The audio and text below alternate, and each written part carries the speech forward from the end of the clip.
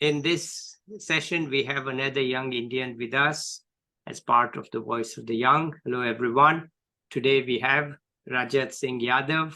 Let's listen to him. Over to you, Rajat. Hi, Subodh. Thank you so much for giving me this opportunity for being in your show. I listen your show like twice or thrice in my past time, but I don't know that I would be in this so soon. So thank you for this opportunity. And so let me start my journey with economics first. So I took my commerce subject in 11th and 12th standards, where everyone from my family took science. Everyone from my family is a doctor. They used to say they are the original doctors. PhDs cannot be a doctor as per their statements. Yeah. But maybe I am making them wrong, and so I started my journey with economics. But my brother was very idle to me. He was the one who forced me to take this commerce subject, because like he was the one who is saying to me like everyone is following the same herd behavior, why do you want to follow this? So I took economics, and I got one my guru at that time also, who taught me economics, and he encouraged me. And the first trade off I took after my 12th standard, where I can go to the chartered accountancy CA, where I cleared first two parts. But now I have this opportunity to go to the Hansraj College and pursuing my bachelor's in economics honors from there. So that was the first trade-off. I started, and I like chose economics over CA, and I settled down myself in the economics subject. And soon, when I started studying the economics as a graduate student, I realized that it's not a very simple subject. It's not in a single direction subject. It's not just one thing which I need to understand. I need to understand the human psychology, philosophy, sociology, because without this, economics is nothing. Economics is a combination of all these subjects, and I got to know during my bachelor's only. Then I realized that what should I do? Should I go and chase money in my life, or should I go and chase my passion? The passion which built inside me about economics is that I want to learn. I want to learn this subject. This subject is such a huge wide subject. How to cover that subject is not possible. So I decided. Then second trade-off came in my life, where I chose economics in masters over my MBA. So I set for IM exam, CAT exams. I got decent percentiles also, but still I chose economics again. So the second trade-off I did. I went to Gokhale Institute for my masters. And why I chose Gokhale? Because of the development economist only. I can go to DSC, I can go to other institutes in Delhi also, but I want to study development economics, because for me microeconomics is such thing where I can understand the humans, where I can see how the individuals make their choices. Because during that era, I started my graduation in 2012.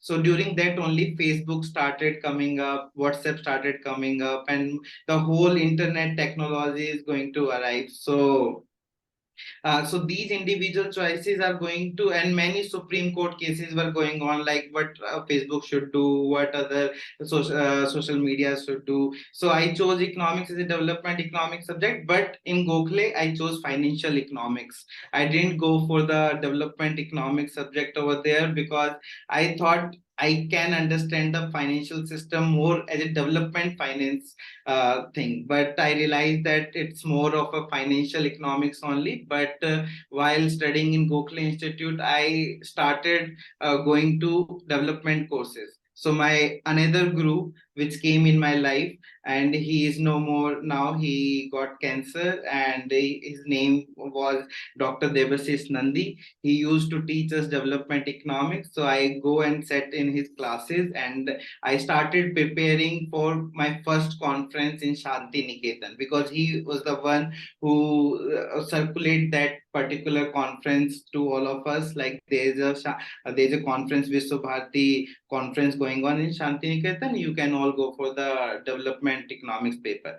So under his guidance, I started writing one paper, and the first paper is quite not good. Like for all the us, for all of us, it's like first paper is very naive paper, but still I presented that paper in Shantiniketan. I went on that trip, and that trip is very insightful to me, because in my first year of masters only, I went for the conference, I wrote one paper, I was presenting there, and I got decent comments from the panelists there. So I got encouraged somehow.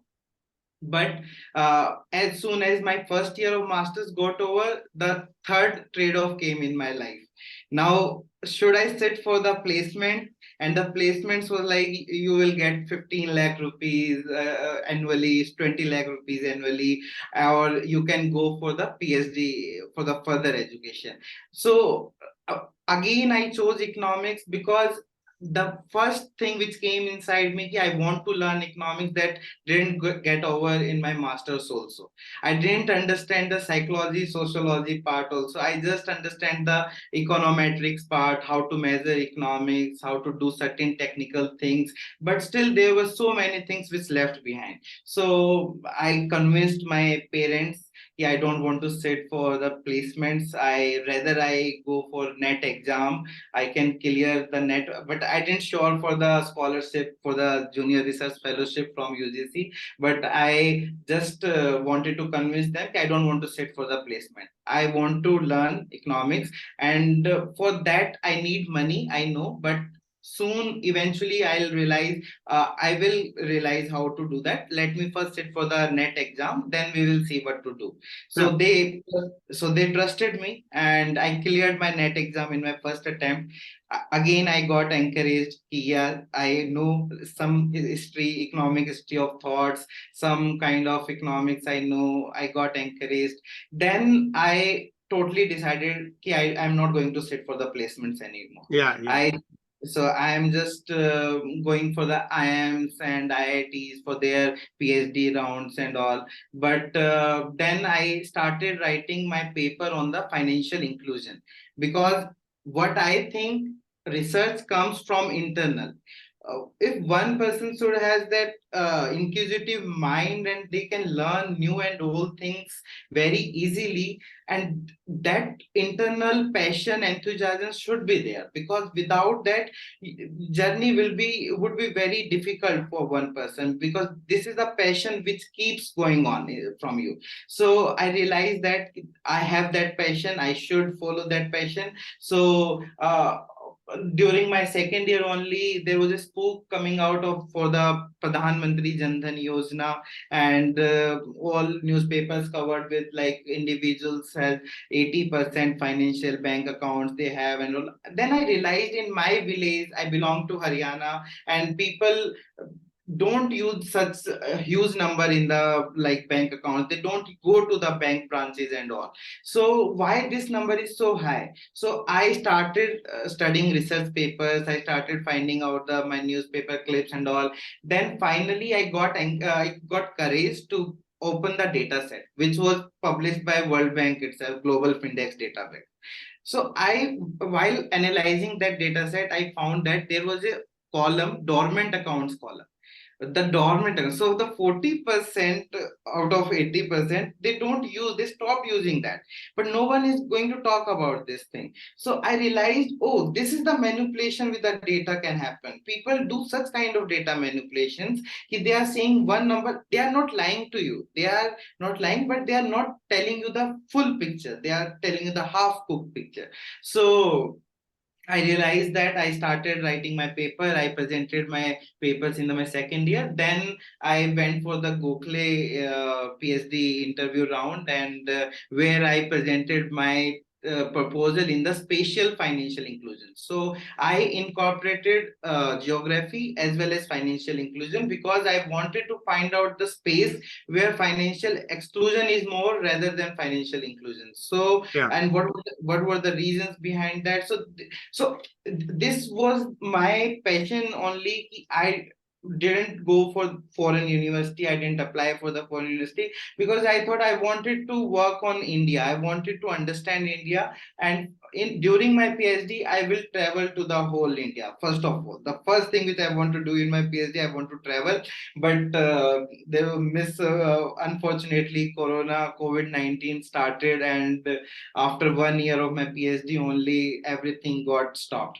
But I didn't stop my internal enthusiasm. I got opportunity to work on Jharkhand state. So there was a project. There was a project from Welt Hunger Hilfe and Pradhan NGO. It's a very renowned NGO in the tribal states in India. So that project was based on the watershed development through MG Narega. So what, as a field investigator, I went there for 3 months in the second wave of Corona only. So I got interacted with the Munda tribe people, many anthropology things came inside me. What are their demands, how their lifestyle goes on, and so they don't know about the MG Narega at all, and that is the only source of income which they can have in the rest 6 months. Like, because only 6 months they got water, and in the remaining 6 months they just sit idle and they don't do anything. So I found out the reasons why. So during that time only I got real hand experience of local governance, MG Narega, how the third tier system works. I got to know all about this. Then I wrote many things on that. I just completed my one diary with full of notes, how the things are coming up, and all of these things were coming from inside. It's not like no one is pushing me, no one. My thesis was on financial inclusion, but I am in Jharkhand working on MG Narega or watershed development and some other development sectors thing. But I understand these development sectors are quite interlinked. Without labor, without labor force, financial inclusion cannot happen. Without income generation process, financial inclusion cannot do such things. So I explored myself in different arenas. I didn't stick myself in just one topic, financial inclusion. I chose development economics as one sector. Then inside the development economics, obviously I read John Brage, Amartya Sen, Angus Deaton. All of these economists inspired me. Whenever I felt low, I started reading John Brage's books, Jholawala Economics and Solidarity. And I was very fortunate when I got a chance to go to Jharkhand. I'll meet John Brage. So I got a chance. I didn't meet him personally, but there was a connection of John Brage with Pradhan, and he worked very hard in Jharkhand state, and for the whole that tribal region is very respectful for him.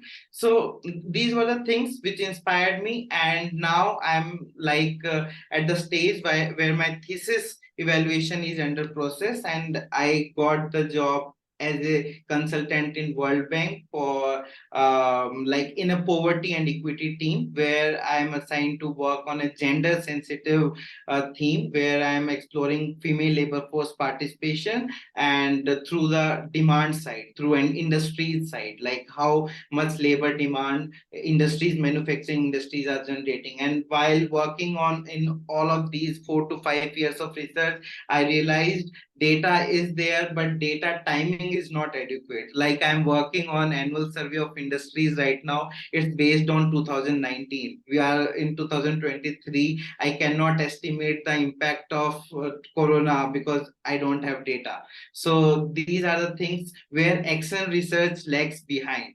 So theoretical research can go on, but I am a person which is more inclined towards the action research and trying to find out. Yeah. So are you finished with your PhD or not yet? Yeah, it's in the evaluation process. It's going to be completed soon. Externals will decide. But didn't you also teach for some time?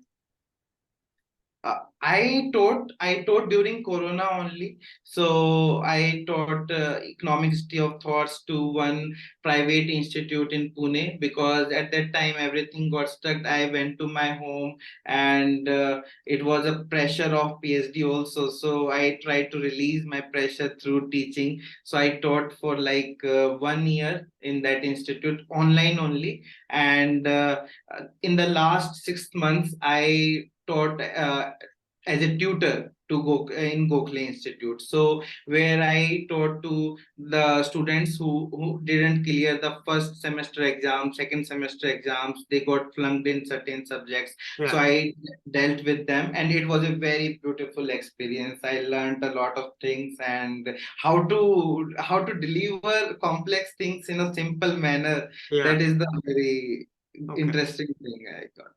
Okay. So, all right, a lot of accomplishments and real understanding of Jharkhand. That's very important, I think.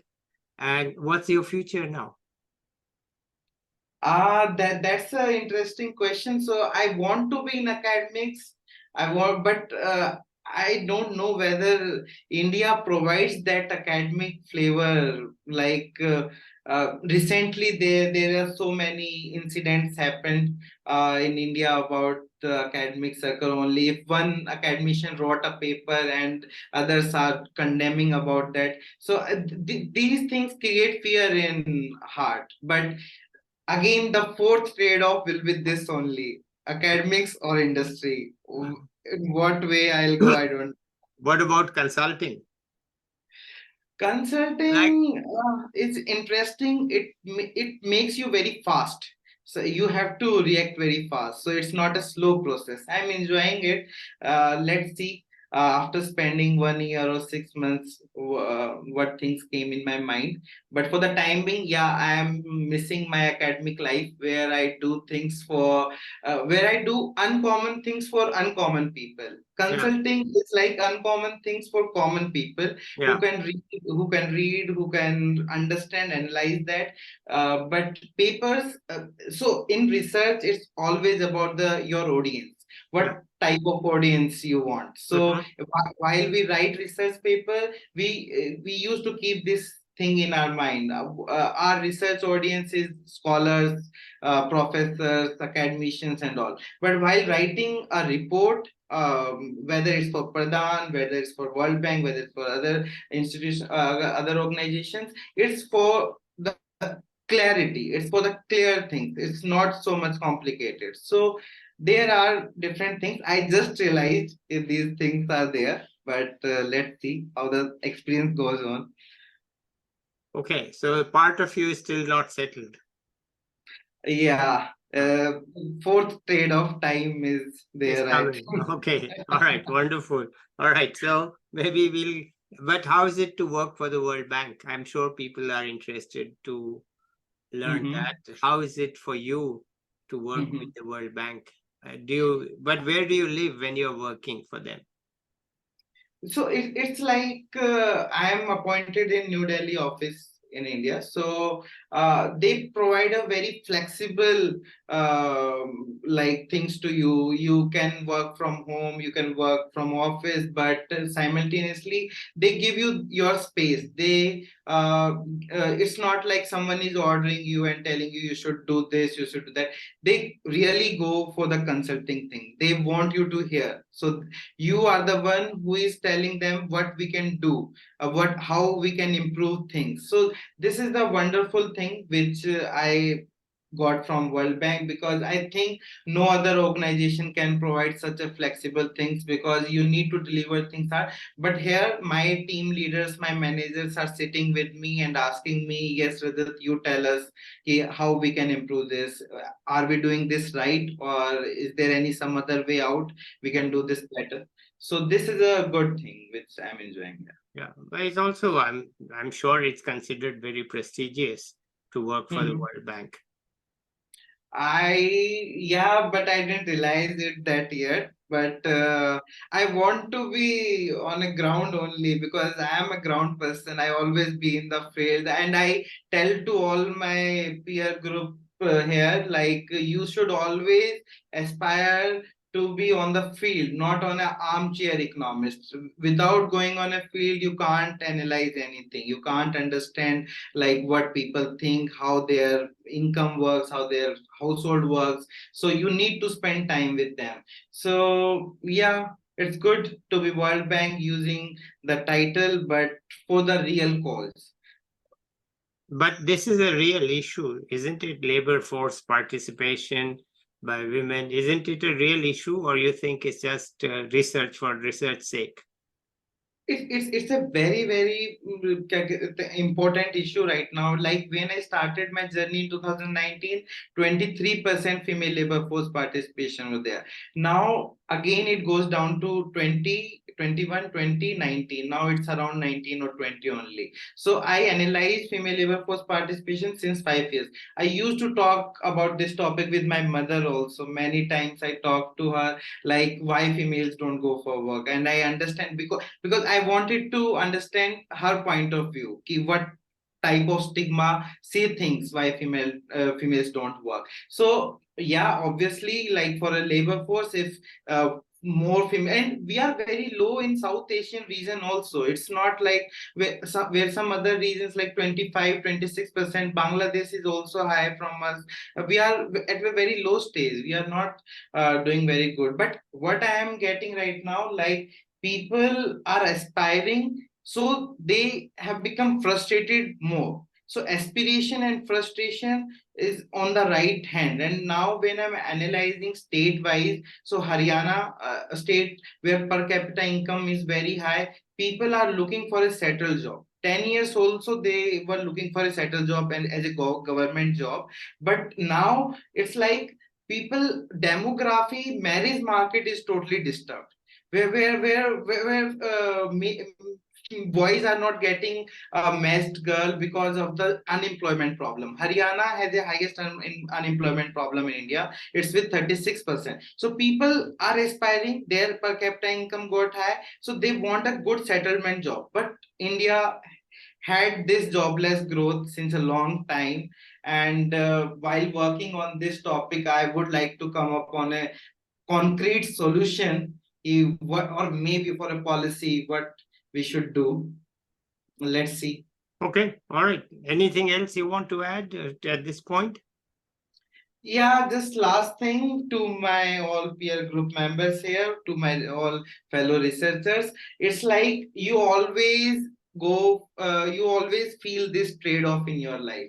You always need to understand the opportunity cost concept of in economics, which you studied in your 11th standard or your first grade graduate subject also. So you need to decide whether you should go for this trade-off or not, and please listen to yourself, because in this materialistic life, and particularly after COVID-19, students are not willing to go for PhD, are not going to willing to go for higher education.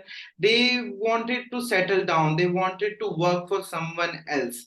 I just tell them, if you feel that you are not that kind of a personality who cannot work for some other person, just do work for yourself. You sit with you talk to yourself what you want to do, and if you feel that you have that passion, enthusiasm inside you, you want to learn economics, so you should spend more time in that. And personally, from like after corona in Gokhale Institute also, very few people chose PhD as a higher subject, like only one or two. But before Corona, the number was high, but after Corona, it just got down with one or two students only. So I want people to go for the higher education, because masters is not enough.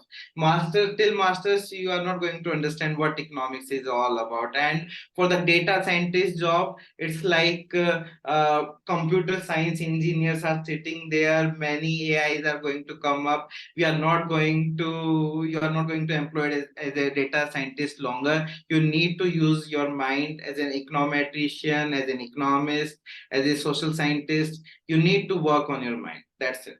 I think people will listen and follow this advice in their life. Well, okay. I'm sure you will get your PhD soon, and then I can call you doctor. But at the Yeah. moment, it is not yet done. Evaluation is going on. So I'll hold off, and Hmm. maybe we'll be back with you in 1 year to see what you feel like once you are really become a doctor and you are a bit more settled in your job options and so on in life.